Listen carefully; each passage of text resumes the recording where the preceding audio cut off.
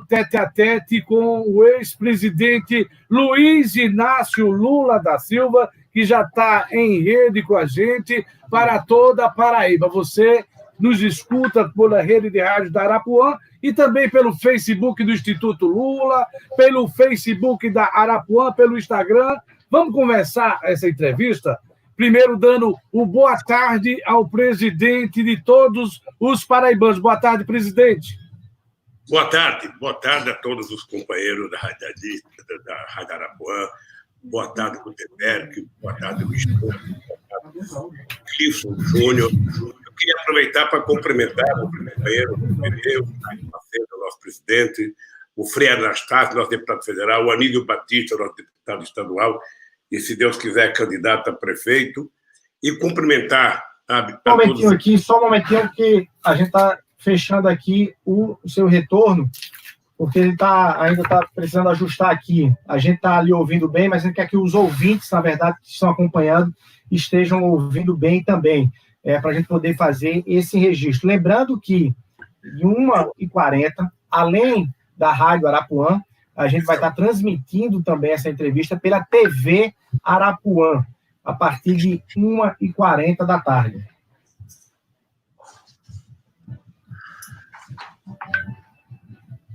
Quando eu puder falar, vocês me avisam. Então, já podemos definir aí?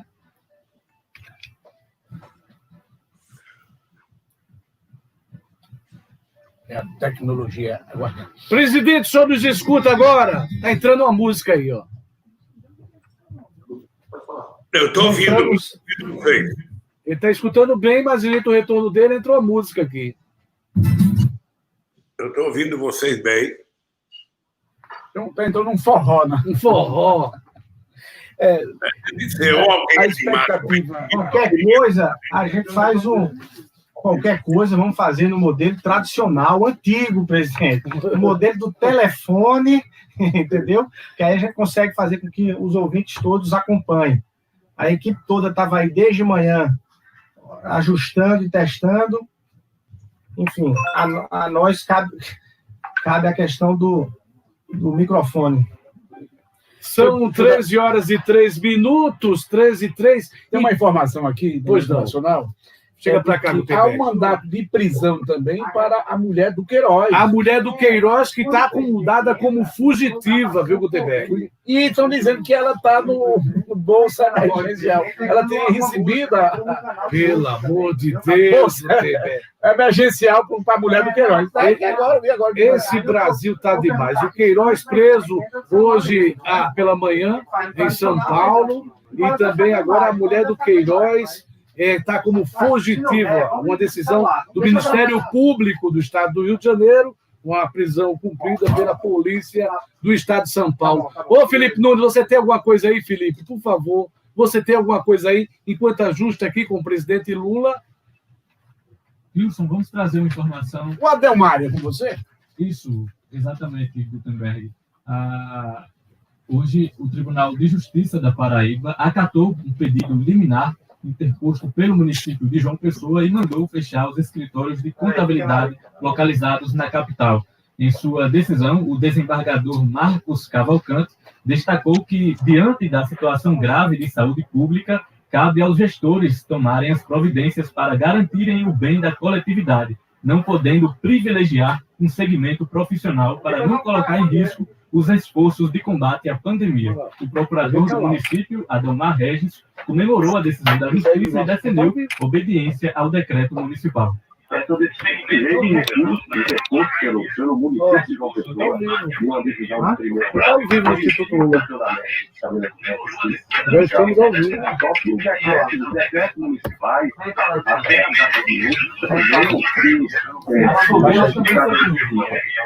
de profissionais liberais, devem permanecer fechados. 5.000 pessoas já. Isso se deve a critérios de saúde. Onde é que eu vejo aqui? O TJ, mais uma vez, entendeu que cabe ao poder o Instituto Lula. Onde é que eu vejo aqui? Lula está ao vivo agora. Então, essenciais e que devem permanecer abertas no fechado. Aqui, onde é que eu vejo? Bom, Vamos tentar agora. Presidente Luiz Inácio Lula da Silva, estamos ao vivo para toda a Paraíba agora, para todo o Brasil. E a pergunta, vamos repetir, o boa tarde para todos os paraibanos e brasileiros que nos acompanham nessa tarde. Olha, eu quero cumprimentar os companheiros que estão fazendo a entrevista, o Gutenberg Cardoso, o Luiz Torres e o Clilson Júnior. Quero cumprimentar o povo paraibano e expressar minha solidariedade a todos aqueles que são vítimas da coronavírus e aos parentes daqueles que já foram vítimas da coronavírus. Quero aproveitar também e mandar um grande abraço para o Jacques Macedo, presidente do PT. Quero cumprimentar o companheiro Anastácio, nosso deputado federal, o Anísio Maia, deputado estadual e, quem sabe, candidato a prefeito de João Pessoa, e convidar todas as mulheres e todos os homens que nos estão assistindo pela Rádio Arapuã. Estou à inteira disposição de vocês para esse debate, para essa entrevista. Façam qualquer pergunta, não existe pergunta proibida, não existe pergunta difícil. Quero que vocês tenham toda a liberdade do mundo para fazer a pergunta que vocês quiserem, o comentário que vocês quiserem. Presidente, boa tarde. Os assuntos são muitos e variados, naturalmente, mas teremos tempo para isso. Só que aí um tema que não estava na pauta e acabou sendo um tema desta quinta-feira, eu queria começar por isso, que talvez seja o tema mais factual e mais quente desta quinta, foi a prisão do ex-assessor do senador Flávio Bolsonaro, filho do presidente Jair Bolsonaro. O caso Queiroz tem um potencial.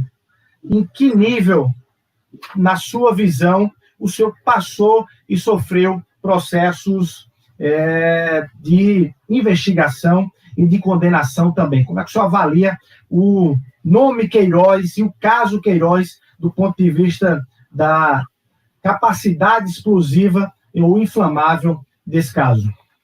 Ô, Luiz Torres, tem uma dúvida que me inquieta, quer saber o seguinte, por que não foi a Polícia Federal que prendeu o Queiroz?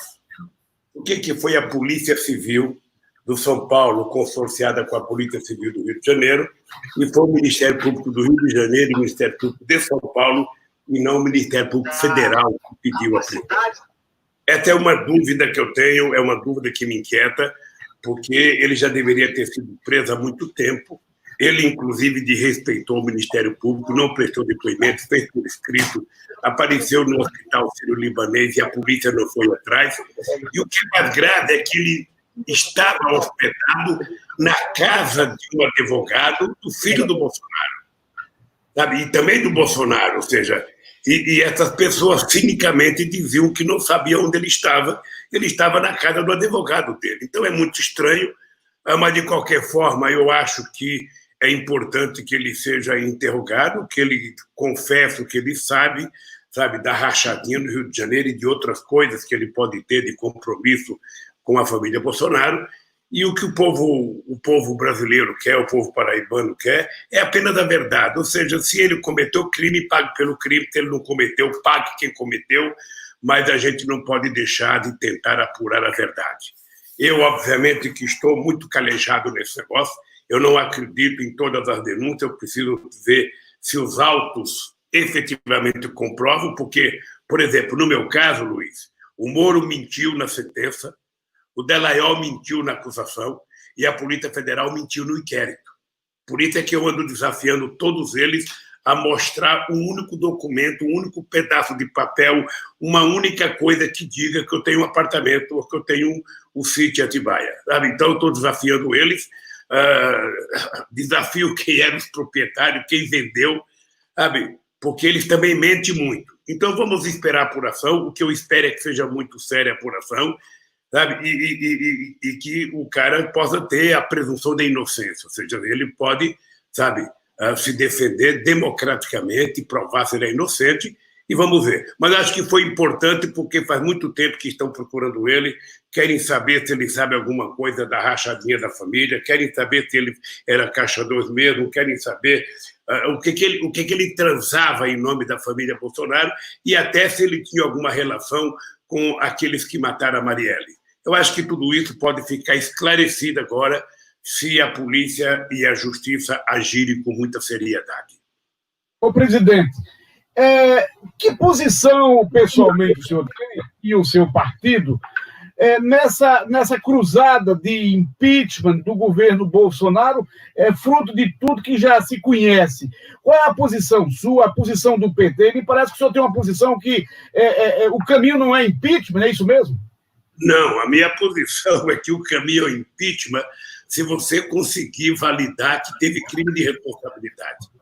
Eu acho que o Bolsonaro já cometeu muitos crimes de responsabilidade, mas não sou eu que tenho que julgar. Quem tem que julgar é a Justiça e o Congresso Nacional. Eu acho que ele cometeu praticamente um crime imperdoável, que é esse genocídio que está acontecendo no Brasil com o caso da coronavírus. Ele não cuidou da coronavírus antes, ele não cuidou no começo e não está cuidando até agora. Ele não acredita na ciência, ele desafia todos os cientistas e todos os pesquisadores, e enquanto ele não cuida disso, o que a gente percebe é que o povo está morrendo. E o que a gente percebe é que está morrendo mais do povo pobre.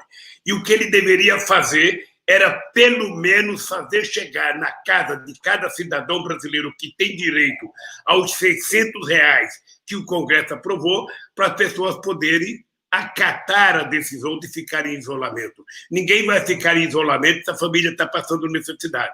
A pessoa vai sair para a rua. E, nesse caso, quem é que está morrendo? Ô, Luiz, presta atenção numa coisa, Gutenberg e Clifford, presta atenção numa coisa.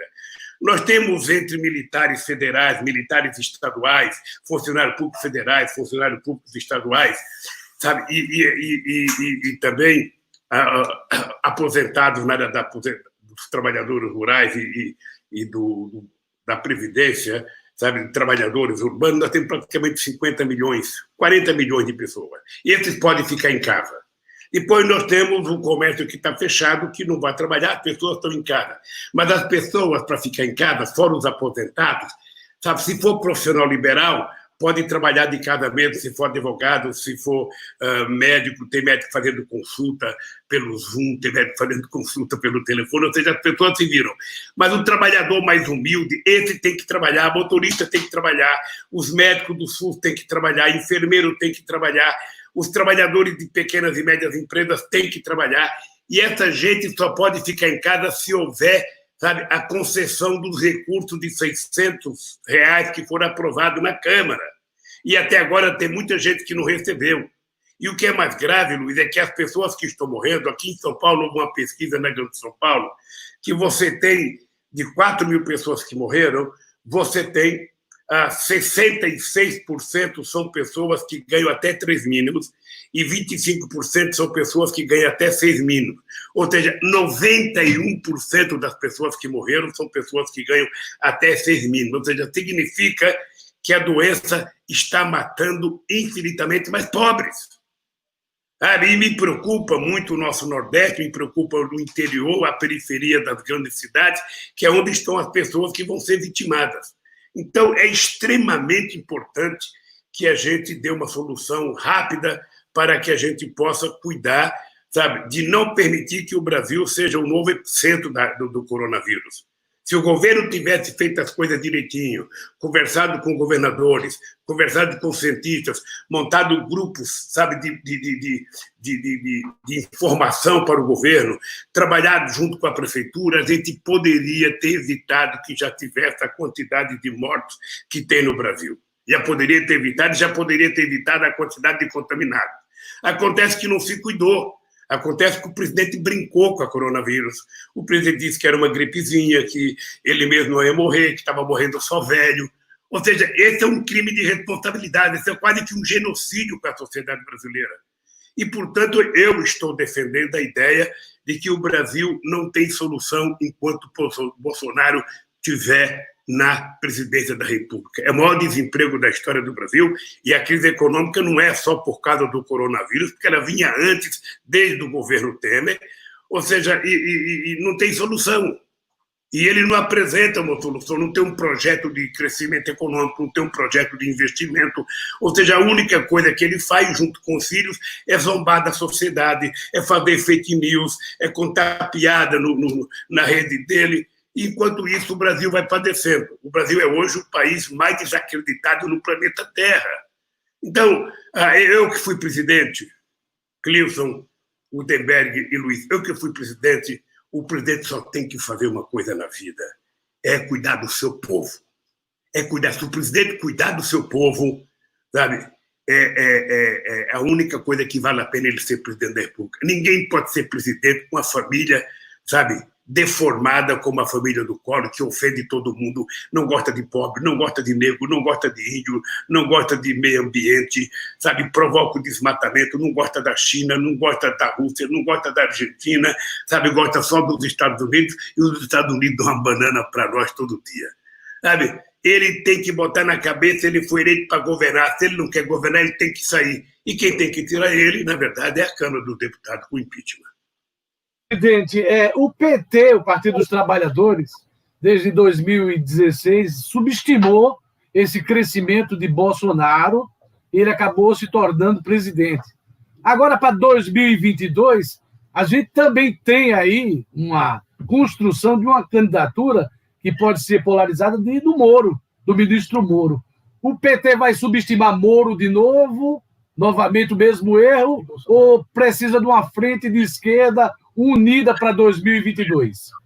Numa campanha não tem candidato subestimado. Você está lembrado que em 89 eu fui candidato com alguns papas da política nacional.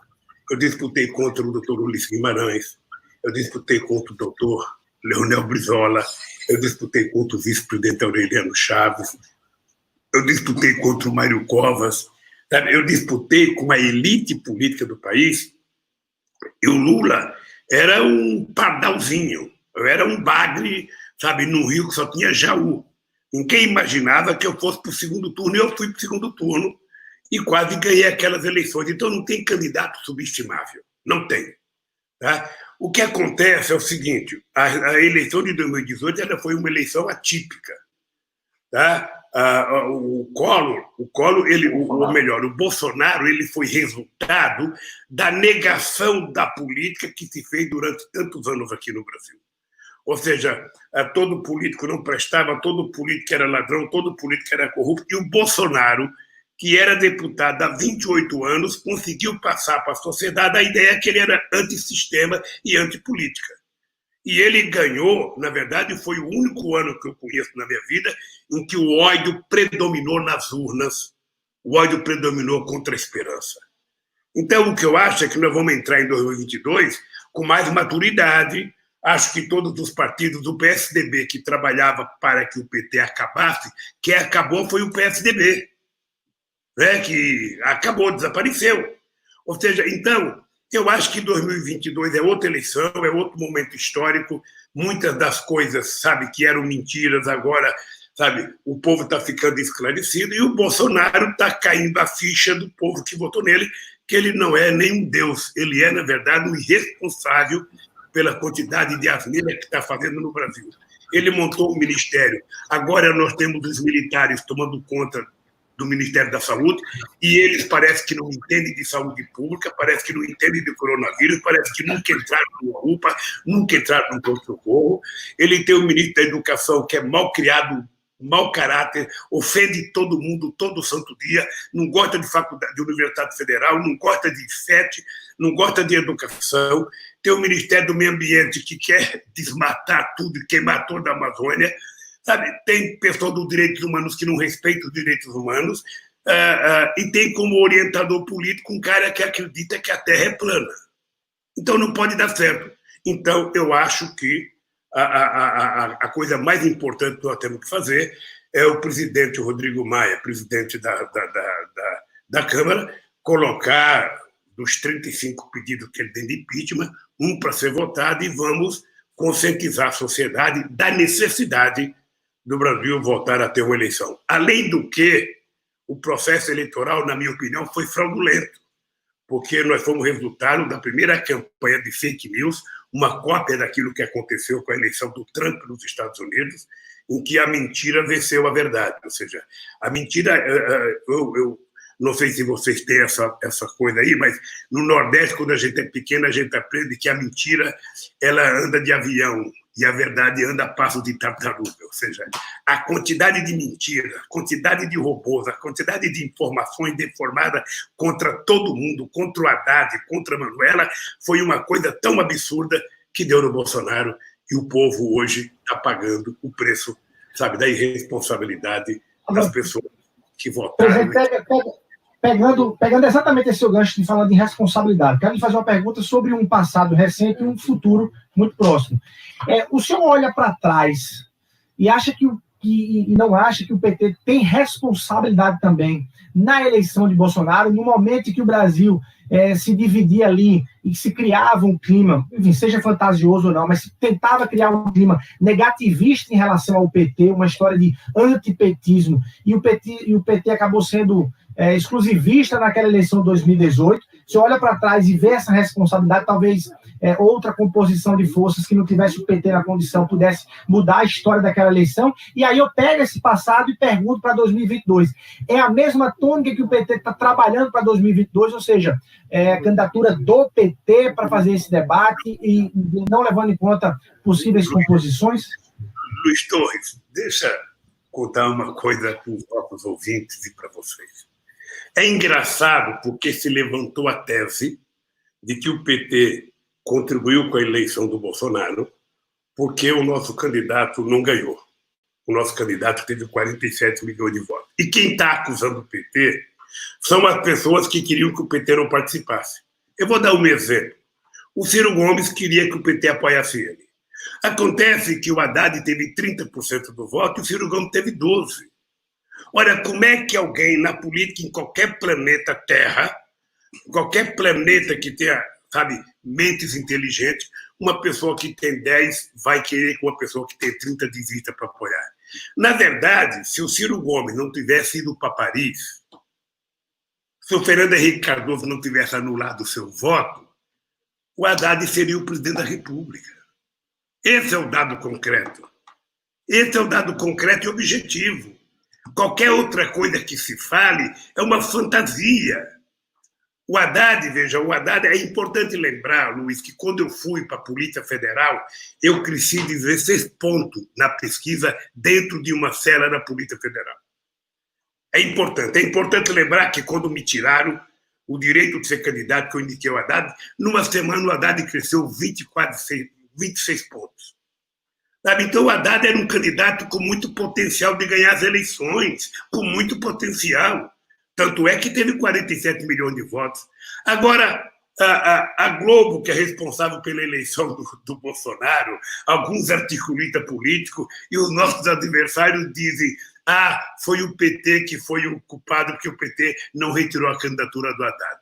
Eu duvido que em algum lugar do mundo o candidato que tinha previsão de ganhar, e nem o Bolsonaro acreditava que fosse ganhar. O Bolsonaro já cansou de dizer: eu não acreditava que eu fosse ganhar. Ele não acreditava que a mentira tivesse tanta força. Ele teve uma fábrica de robôs produzindo fake news e mentindo contra Deus e todo mundo, mentindo descaradamente, que mudou a cabeça de milhões de eleitores, como o Trump mudou contra Hillary Clinton. E essas pessoas, para não assumirem a responsabilidade de que deveriam ter apoiado o PT, o PT é o culpado porque o PT manteve a candidatura. Deixa eu lhe dizer uma coisa muito verdadeira, Luiz. Você é jovem, mas acompanha a política muito bem. Veja, em 1989, o PT era o azarão e foi para o segundo turno. E o outro azarão virou presidente, que foi o Collor. Em 94, o PT tinha tudo para ganhar as eleições. Perdemos para o Fernando Henrique Cardoso no primeiro turno, porque o Real fez um sucesso e toda a sociedade se juntou contra nós. Em 98, o Fernando Henrique Cardoso tinha um discurso que era imbatível. Ou seja, eu que consegui, sabe, garantir a estabilidade, agora eu vou garantir emprego. Outra vez o povo acreditou, outra vez eu fui o segundo colocado. Em 2002 foi minha vez de ganhar, 2006 foi minha vez de ganhar, 2010 foi a Dilma, 2014 foi a Dilma. Ora, e a partir daí, o que nos levou a criar a ideia do antipetismo? O PT nunca ganhou no primeiro turno. O PT sempre teve 47, 48 e ganhava no segundo turno. Eu ganhei 2 no segundo turno, a Dilma ganhou 2 no segundo turno. Significa que não tem essa história do antipetismo. O antipetismo é o cara que vota no Tucano. O antipetismo é o cara que vota no DEM. Mas isso se resolve no primeiro turno. No segundo turno é outra conversa. Por isso é que eu batalhei muito com outros democratas brasileiros para que a gente tivesse na cidade com mais de 500 mil habitantes, sabe, a eleições em 2 turnos. Sabe por quê? Porque todo candidato, todo partido, mesmo pequenininho, tem direito de lançar o seu candidato e tem direito de disputar para ir para o segundo turno, e disputar as eleições, o que aconteceu comigo em 89. Em 89, Luiz, o PT tinha apenas 7 anos de vida. 7 anos de vida. Não tinha um ser vivo nesse país que acreditasse que o Brasil poderia eleger um operário metalúrgico, sabe, para ser presidente da República. E eu fui o segundo colocado. Então é o seguinte, o Ciro Gomes, ao invés de ficar brigando com o PT, ou a Globo, ao invés de ficar acusando o PT, ou o Fernando Henrique Cardoso, ao invés de anular voto, não tem sentido um cidadão de 86 anos anular voto. Ele tem o direito de não votar, mas anular. Ele conhece o Aloysio Mercadante, ele conhece o Bolsonaro, ele conhece o Haddad, conhece o Bolsonaro, e ele sabe que o Haddad é um homem de bem. Ele sabe que o Haddad é um homem qualificado. O Haddad é um companheiro, sabe, é um filósofo, é um advogado, é um economista, é um homem da mais alta qualidade, foi o melhor ministro da educação que esse país já teve, sabe, em 500 anos de história, e agora, sabe, eles preferiram o Bolsonaro. E agora estão ficando com vergonha, estão arrependidos, estão dizendo, olha, vamos tentar mudar, vamos tentar tirar, mas querem tirar sem o impeachment. Como é que vai tirar? Então, veja, em 2022, o PT vai discutir quem vai ser o seu candidato, o PT vai discutir se tem aliança política. Se tiver aliança, o PT fará aliança no primeiro turno, como nós fizemos em 89, 94, 98, 2002, 2006, 2010, 2014.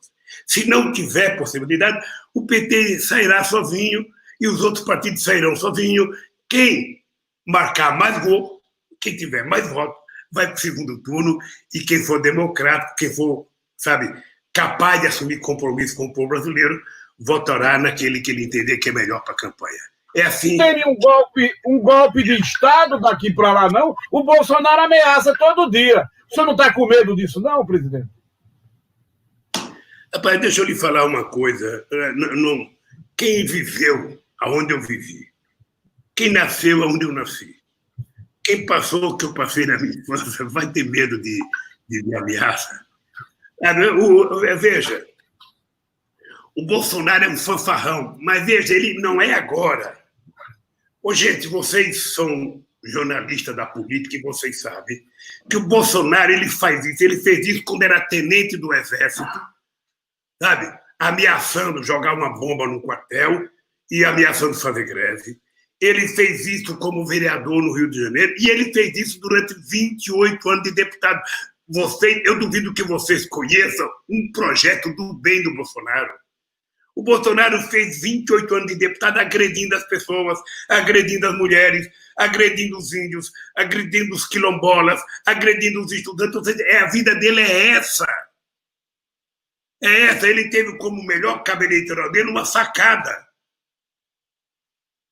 Não ia em nenhum debate, ficava deitado na cama só falando para a Record, só falando para a Bandeirantes, só falando para o SBT, para aquele jornalista que fazia as perguntas que ele queria que fosse fazer, e não foi nenhum debate.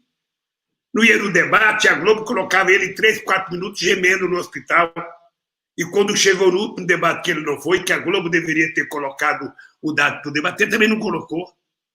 Sabe? Então, eu espero estar vivo até 2022, porque eu vou estar com 77 anos em 2022, para que ver o Brasil retomar o caminho da democracia, elegendo alguém civilizado, alguém que goste do povo, alguém que goste do Brasil, alguém que tenha consciência de que é preciso acabar com a pobreza no Brasil. Eu tenho muito orgulho de ter sido o presidente que fez a ONU reconhecer que a fome tinha sumido do Brasil. Você não sabe o orgulho que eu tenho de fazer a transposição do Rio São Francisco, que passou 150 anos esperando. É uma pena que ainda não esteja totalmente pronto, é uma pena, sabe? Mas então, alguém que é eleito presidente precisa parar de fazer bravata. O cara que é presidente, ele não grita, ele não fica provocando, ele governa. Ele governa. Então, eu não tenho nenhuma preocupação com o Bolsonaro, eu tenho tristeza, muita tristeza do povo brasileiro, que não merecia o que está acontecendo no Brasil. Não merecia. Esse povo é muito... Esse povo Presidente. Esse povo tem muita esperança, é muito religioso. Esse povo, quando eu estava na presidência, vocês estão lembrados, a pesquisa feita e encomendada pela ONU, ou seja, o Brasil era o povo mais feliz do mundo e era o povo que tinha mais esperança no futuro. E hoje, talvez seja o povo mais mal-humorado do mundo, porque, sabe, ele está aprendendo isso todo santo dia com a quantidade de mentira, com a quantidade de fake news. E eu, obviamente, que estou triste, muito triste, porque gostaria que o povo tivesse alegre, gostaria que o povo tivesse feliz, gostaria que não faltasse o café da manhã, o almoço e a janta para ninguém. Presidente, o senhor foi condenado em primeira instância pelo ex-juiz Sérgio Moro, teve condenação confirmada em segunda instância. Aqui na Paraíba, o seu companheiro Ricardo Coutinho também foi preso, usa tornozeleira eletrônica até hoje. O senhor acha que há um esquema dentro da justiça construído para retirar a pessoas de esquerdas da política? É um conluio da justiça junto com o Ministério Público para incriminar tanto o senhor quanto o ex-governador da Paraíba? Olha, deixa apenas esclarecer uma coisa. Primeiro, eu tenho uma profunda amizade com o Ricardo Coutinho e um profundo respeito com o Ricardo Coutinho. Eu acho que o Ricardo Coutinho tem o direito de se defender, o direito à presunção da inocência. Sabe? Tem que ter muita prova, tem que ter prova no saldo do processo para você poder ter realmente o cara cumpriu o crime. Sabe? Eu confio nas pessoas até prova em contrário. Tá? E o Ricardo Coutinho sempre foi um homem de bem. Quando era do PT, quando saiu do PT, quando foi prefeito pelo PSB, quando virou governador, sabe? É um cidadão que eu tenho um profundo respeito. Tá?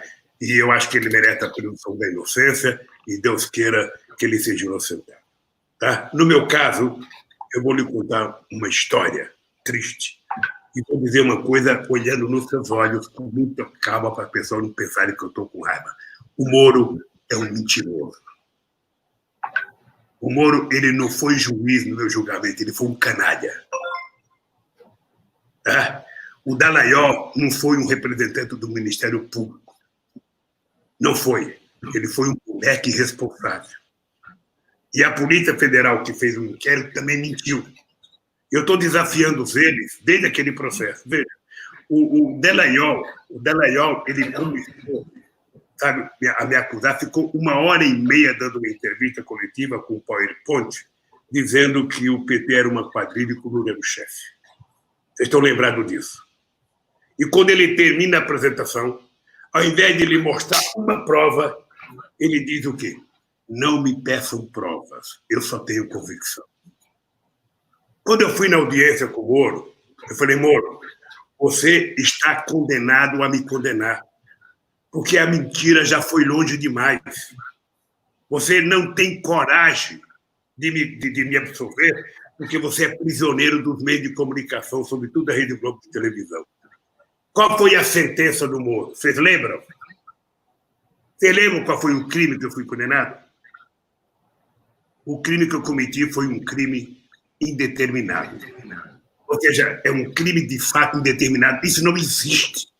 Isso não existe. Tá? E aí eu fui para a segunda instância. Na segunda instância, vocês percebem que o presidente da segunda instância elogiou a sentença do Moro antes de conhecer. Antes de conhecer. Ou seja, eu tinha consciência, companheiros, que era necessário me condenar para me tirar do processo eleitoral. Porque não ia fazer o impeachment para depois deixar o Lula ser eleito presidente da República. Então era preciso, sabe, podar o Lula. E foi o que aconteceu. Eu tinha noção disso. Eu poderia ter fugido do Brasil. Eu poderia ter ido para a embaixada. Eu tive muita gente tentando pedir para que eu saísse do Brasil. E eu não saí, porque como eu tinha muita crença na minha inocência e queria provar que o Moro é mentiroso, eu fui para Curitiba pertinho dele. Sabe? E é isso que eu vou provar. Eu tenho 74 anos, mas esses moleques não sabem, sabe, que a gente que nasce no Nordeste, quando a gente tem pai e mãe que ensina a gente a ter honra, sabe, a gente morre por isso. E por isso é que eu falei, eu não troco a minha liberdade, não troco a minha dignidade pela minha liberdade. Não adianta oferecer favor para você da cadeia, não. Não sai. Vai colocar, não sou pombo. Sabe? Então, eu estou querendo dizer o seguinte, olha, eles podem ter prendido pessoas que cometeram crime, sabe? Eu estou falando do meu caso agora. No meu caso, eu desafio eles a mostrar um único papel, 1 milímetro de papel com o crime que eu cometi. E eu ainda espero ver a Rede Globo de televisão pedir desculpa pela quantidade de mentiras que contou contra mim. Eu ainda espero. Presidente Luiz Inácio Lula da Silva, você está acompanhando toda a Paraíba pela Arapuã FM. Daqui a alguns minutos, a gente vai estar também ao vivo pela TV Arapuã, para os telespectadores em toda a Paraíba da TV Arapuã. Mas dá tempo de eu lhe perguntar, já pegando esse gancho, tem outros temas nacionais, presidente, para a gente tratar, mas já pegando esse gancho que o senhor mencionou, o Clilson perguntou aqui, o senhor mencionou também sobre a relação com o ex-governador Ricardo Coutinho, há uma expectativa da decisão do PT nas eleições aqui de João Pessoa, da capital.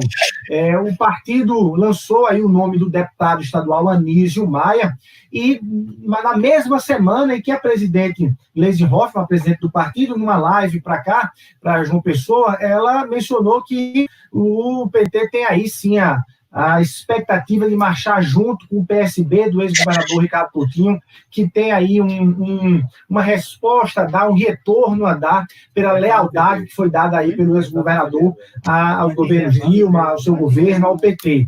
E, afinal de contas, quem vai dar a última palavra? Qual é a sua palavra em relação a isso? O PT tem candidato próprio em João Pessoa, isso não se discute mais, e vai deixar aí o PSB do lado, ou não? Ou vai pesar mais a relação com o ex-governador Ricardo Coutinho, e que pensa em ter candidatura própria aqui na capital? Qual é a decisão, qual é o caminhamento que o senhor vai dar nesse assunto? Olha, veja, eu não tenho poder de decisão. Logicamente que eu acho que o companheiro Anísio Maia, altamente qualificado para ser candidato. O Anísio Maia tem qualificação para ser candidato a prefeito de João Pessoa, como o Cartacho teve quando foi candidato em 2002 da primeira vez. Depois saiu do PT, mas ele estava preparado para ser candidato a prefeito.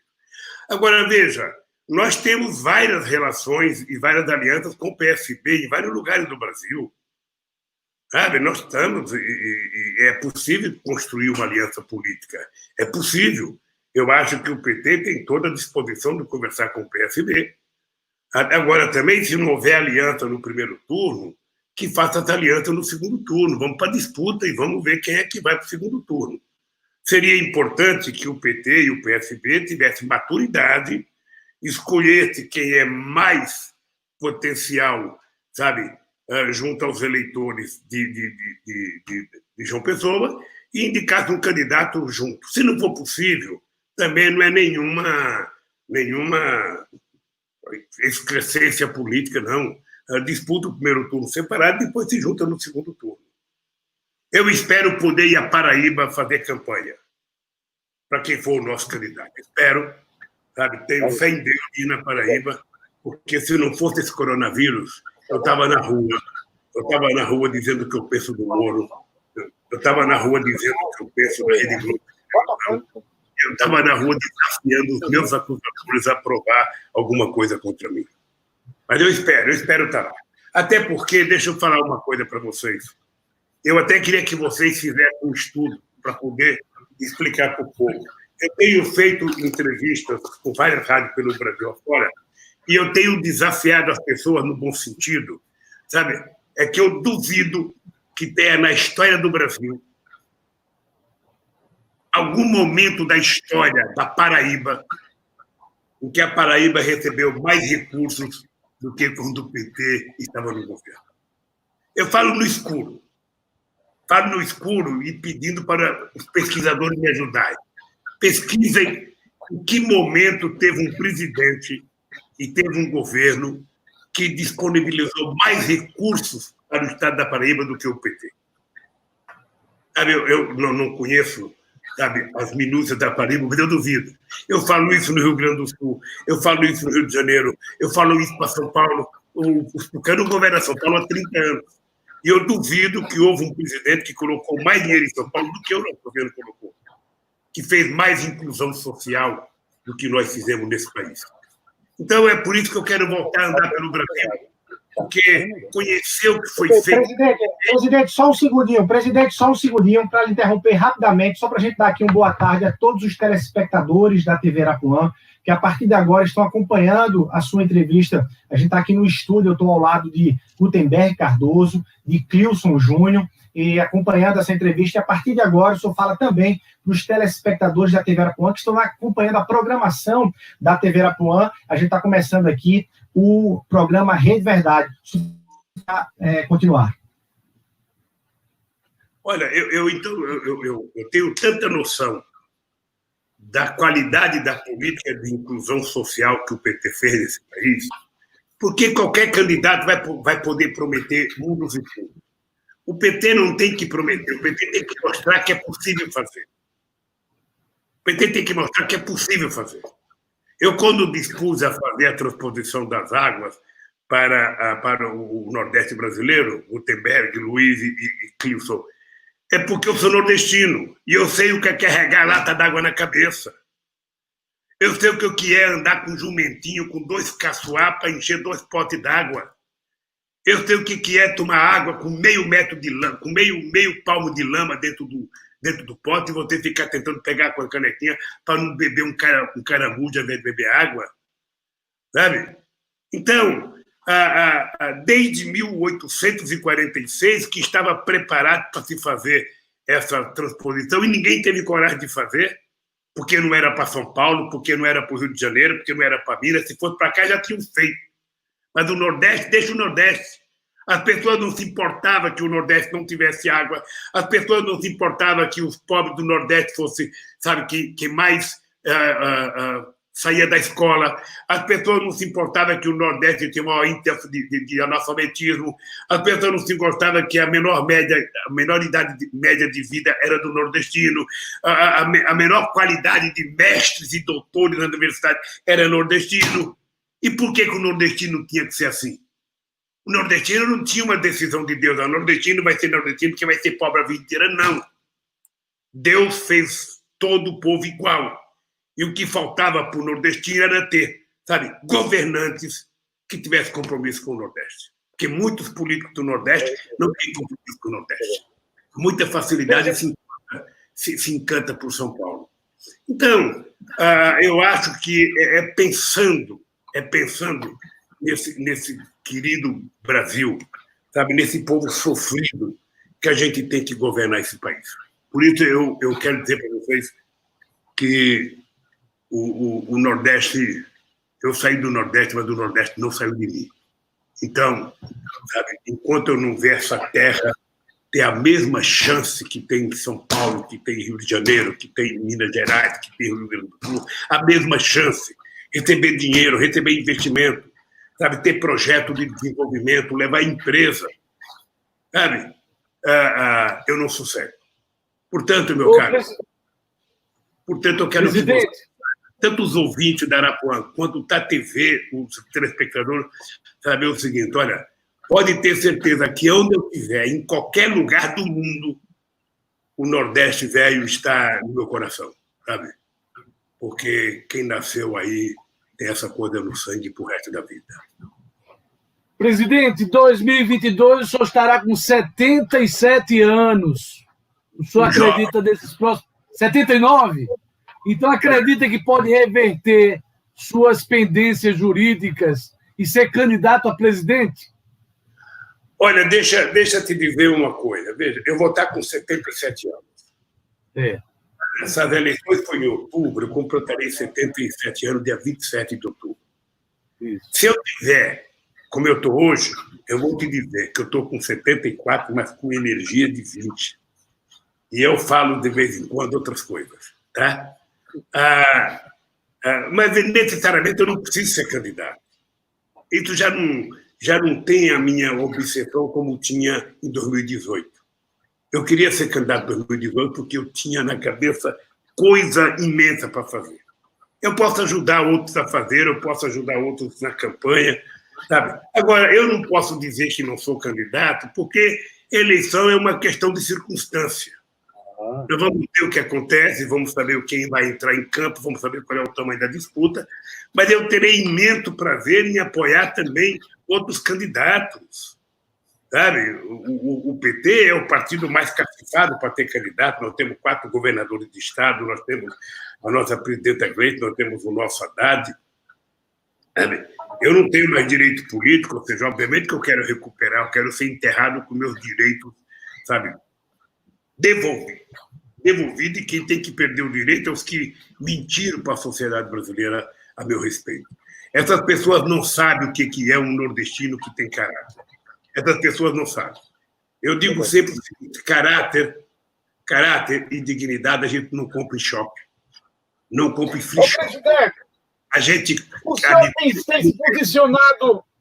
tem se posicionado contra esse movimento pela democracia, é verdade? Que o senhor não quer se misturar com alguém que está defendendo agora esse movimento de defesa da democracia? Vamos deixar isso bem claro. Ô, meu companheiro, deixa eu te dizer uma coisa, Gutenberg. Eu sou o mais democrata que esse país já teve. É só analisar os 8 anos da minha presidência. É só você analisar que já em 1978, quando eu fui eleito no sindicato com 92% dos votos da minha categoria, eu convoquei uma assembleia para proibir que qualquer presidente do sindicato ficasse mais que 2 mandatos. Então, veja, eu quero discutir aqui democracia. Eu quero saber que democracia. Porque se der democracia, sabe, a democracia institucional que está escrito lá, todo trabalhador tem direito a morar, todo trabalhador tem direito a comer, todo trabalhador tem direito a estudar, todo trabalhador tem isso e aquilo, sabe? E depois diz o seguinte, sabe, tudo para regulamentar. E nunca é regulamentado. Eu quero saber o seguinte, a democracia não é o cara dizer que o povo tem direito a comer, é da comida. Não é que o povo tem direito de ter emprego, é ter emprego. Não é que todo mundo tem direito a estudar, tem que ter estudo. E foi isso que eu fiz. É por isso que nós acabamos com a fome. É por isso que, embora eu seja um brasileiro que não tem um diploma universitário, e não me orgulho disso, eu gostaria de ter um diploma universitário, vou passar para a história como o presidente que mais fez universidade nesse país, que mais fez escolas técnicas. Nós colocamos, no período do PT, 4 milhões de jovens na universidade, contra 4 milhões que existia há quantos anos. Então, meu caro, eu sinceramente sou democrata. O que eu não quero é mentir para a sociedade. Essa gente que está falando de democracia, por exemplo, eu respeito muita gente, tem muita gente que eu gosto, que eu adoro, o conceito deles é um, mas eu quero ser mais preciso. Eu quero saber o seguinte, essas pessoas estão dispostas a lutar pelo impeachment do Bolsonaro? Essas pessoas estão dispostas a pedir desculpa pela mentira que contaram sobre a Dilma? Essas pessoas estão dispostas a garantir que o povo pobre desse país vai deixar de ser tratado como escravo? E essas pessoas vão poder tomar café, almoçar e jantar? Essas pessoas vão garantir que os pobres possam chegar na universidade? Porque é isso que fez com que eles tivessem ódio do PT. O que fez algumas pessoas transmitirem ódio contra o PT foram as políticas sociais que o PT fez. Foi chegar no aeroporto de João Pessoa, está cheio de pobre para andar de avião para vir para São Paulo, sabe? De São Paulo para o Piauí, de São Paulo para Paraíba. Isso não existia, sabe? É você ver a filha de uma empregada doméstica, a filha de um pequeno camponês na universidade, fazendo um curso de doutor. É isso que incomodou muita gente nesse país.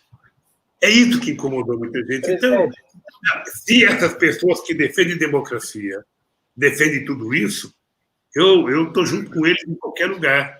Agora, para construir a democracia, nós vamos ter que tirar o Bolsonaro. Eu quero saber se ele está disposto e vai brigar pelo impeachment do Bolsonaro. Presidente, deixa eu lhe fazer duas perguntas e uma aqui. Primeiro, agradecer a audiência dos telespectadores e dos ouvintes da Arapuã FM. Muita gente, né, Cleilson Gutenberg, interagindo aqui pelas redes sociais, mandando perguntas, mandando comentários, enfim. Infelizmente, a gente vai ter condições de atender aos nossos telespectadores e ouvintes.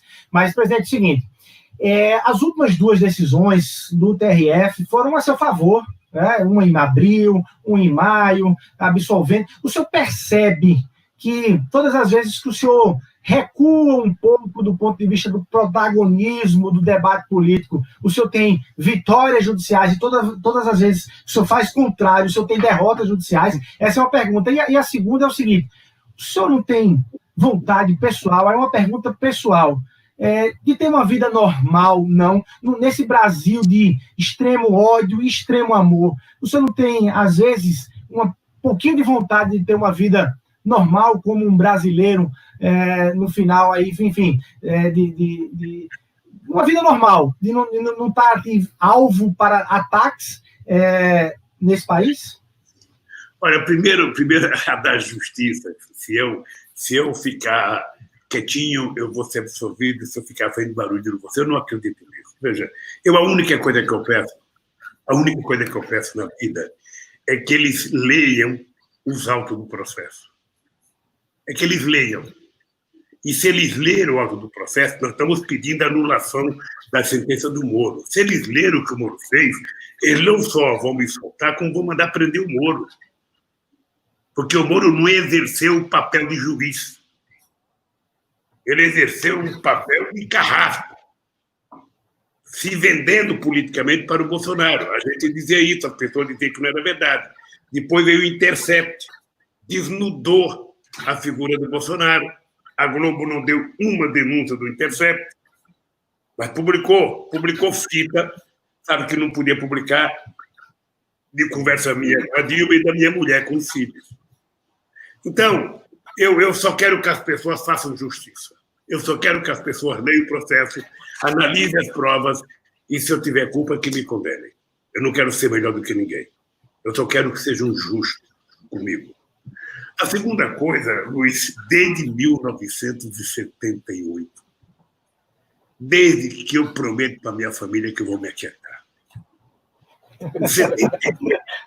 Em 78 eu já queria deixar de ser presidente do sindicato. Por isso que eu proibi 2 mandatos para o presidente. Proibi mais que 2 mandatos, que era o meu segundo mandato. Eu tinha ódio de política, eu não gostava de política. Eu achava que eu era esperto. Eu falava, eu não gosto de política e não gosto de quem gosta de política. O Jornal do Estado de São Paulo, a Folha de São Paulo, na época o Jornal do Brasil, sabe, me dava a primeira página, o operário puro, o operário que não gosta de política, o operário que não quer o poder. Porra! Aí eu fui inventar o PT 2 anos depois. Sabe? Aí descambou.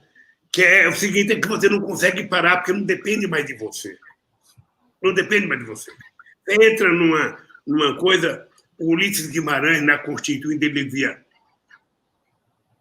a política é o orgasmo do velho, ele não sabe dizer sem ela. E é verdade, porque você vai dependendo de muitas coisas, Você, quando sai candidato a presidente, você não é candidato de você. Sabe? No caso do PT, para você ser candidato, você tem que ter um partido votando em convenção.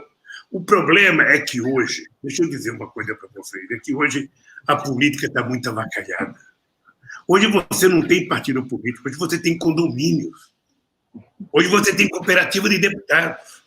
Você sabe como que era para criar um partido em 78, né?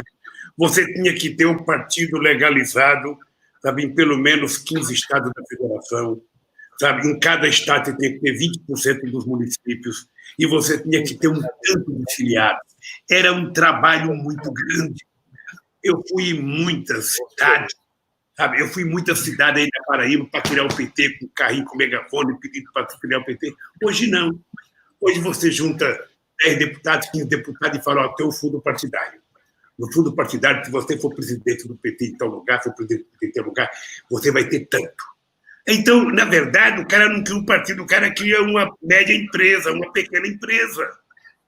Você veja, o Roberto Jefferson, ele foi cassado como deputado, mas ele continuou presidente do PTB, administrando o fundo partidário do partido. Sabe? Então, deixa eu lhe falar uma coisa. Não é possível, sabe, que a gente não consiga mudar isso. Eu que era favorável ao fundo partidário, eu era favorável ao fundo eleitoral, sabe, mas não pode, isso não pode ser partilha entre deputados. Esse dinheiro é para gastar na formação política, para gastar ele todinho na formação, nas campanhas políticas. Não é para ser um fundo partidário, não é para ser uma cooperativa de deputados. Ô, presidente. Os deputados pegam dinheiro para eleger vereador, para eleger... Presidente, a gente está no final da entrevista, temos 5 minutos. Vamos no ping-pong para a gente encerrar aqui. Perguntas e respostas rápidas. Eu começo com a primeira. O senhor foi constituinte com Cássio Cunha Lima, ex-governador da Paraíba. Que relação era o senhor que, nos bastidores, diziam até que poderia se filiar ao PT a seu convite? Isso é fake news? Olha, eu não confundo a minha relação de amizade com a política. Eu tinha uma belíssima relação com o Cássio Cunha Lima.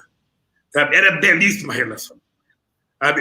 Mesmo quando eu fui candidato a presidente, vocês se lembram aí na Paraíba, o Ricardo Cunha Lima poderia falar mal de mim por detrás, mas pela frente ele mandava os eleitores deles no aeroporto me receber com faixa. Ou seja, era uma belíssima relação com ele, com o Eduardo Campos e com o Luiz Eduardo, filho do Dr. Carlos Magalhães. Eram pessoas altamente alegres, contadores de piada, cantadores, sabe?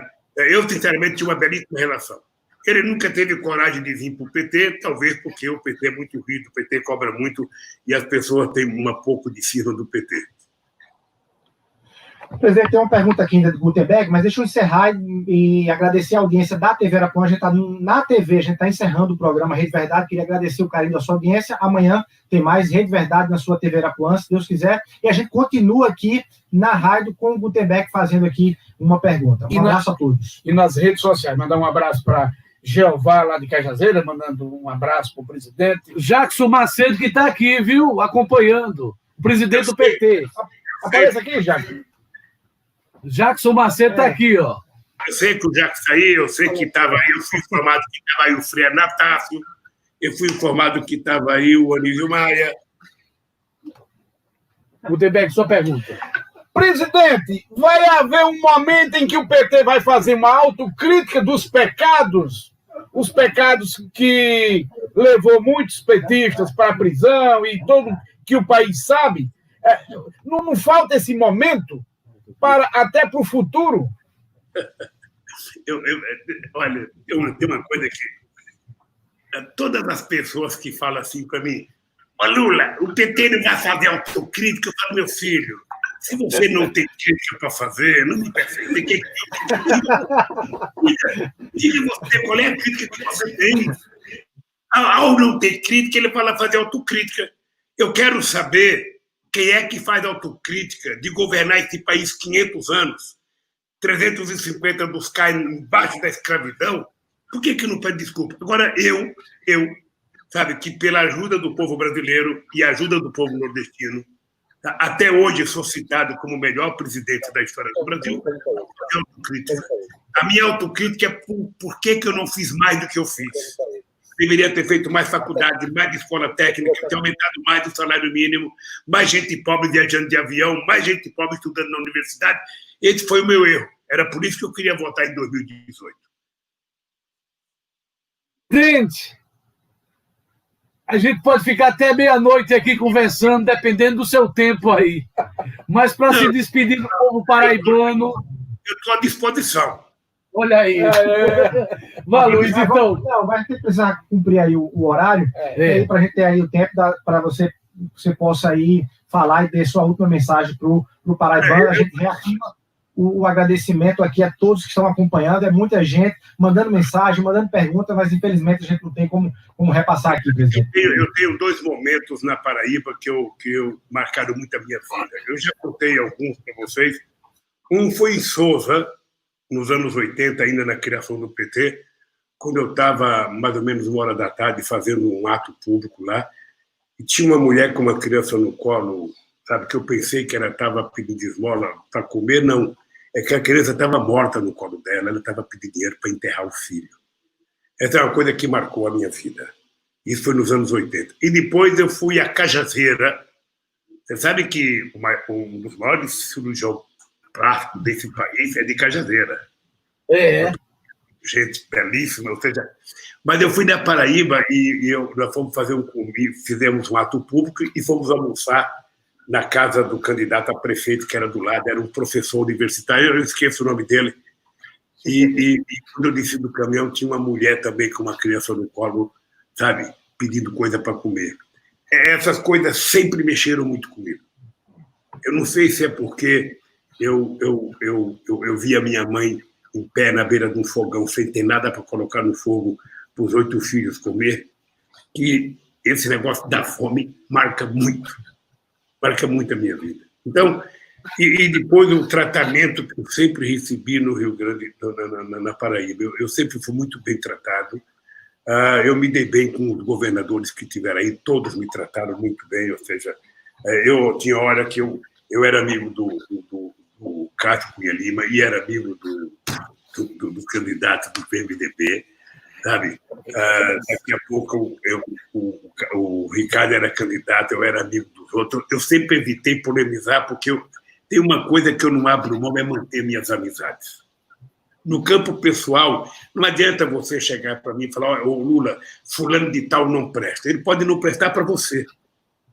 Mas enquanto ele não der prova que ele não presta para mim, eu não posso achar que ele não presta, sabe? Então, eu não misturo a minha divergência política com a minha... Eu, por exemplo, eu tinha uma boa relação com o Fernando Henrique Cardoso. O problema é que o Fernando Henrique Cardoso ele não soube conviver com o meu sucesso. Ele achou que eu ia ganhar as eleições e que eu ia fracassar e que ele ia voltar depois. Ele achava que eu não ia saber governar porque eu não sabia falar inglês. Ou seja, depois, o Brasil viveu o seu melhor momento de política internacional no meu governo. Porque não precisa falar inglês, precisa apenas saber falar português e defender os interesses do seu povo. E isso eu sabia perfeitamente bem. Então, eu quero agradecer a todos vocês, lamentar que um estado como a Paraíba, veja que coisa, companheiros, a Paraíba tem mais casos de coronavírus do que a Argentina. E a Argentina tem 10 vezes mais habitantes. Ontem, na Paraíba, morreram 25 pessoas, não sei ter os números, sabe? Na Argentina, morreu 24. Ontem, na Paraíba, surgiu 31 novos, na Paraíba, 31 mil casos. A Paraíba tem. Na Argentina tem 34, só que a Argentina tem 10 vezes mais habitantes que... Por quê? Porque lá o presidente cuidou.